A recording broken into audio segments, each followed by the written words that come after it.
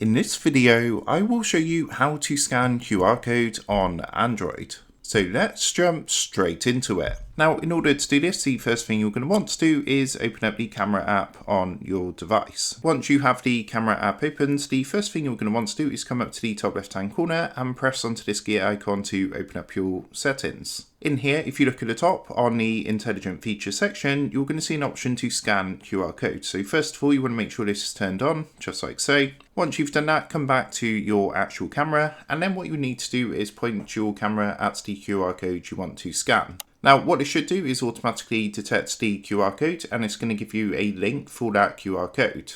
What you then want to do is simply press onto the link that comes up, and it's going to redirect you to the link for that QR code. So you can see in my example, this is a QR code for my YouTube channel, but of course yours is going to redirect you to whatever that QR code is for. So that is how to scan QR code on Android. With that being said, I hope this quick tutorial did help you out today. And if this did help you out, I would really appreciate it if you was to consider dropping down below the video, leaving a like, and also subscribing to the channel. With that being said, I just want to take a minute to thank you guys for watching this quick tutorial, and I will see you in the next video.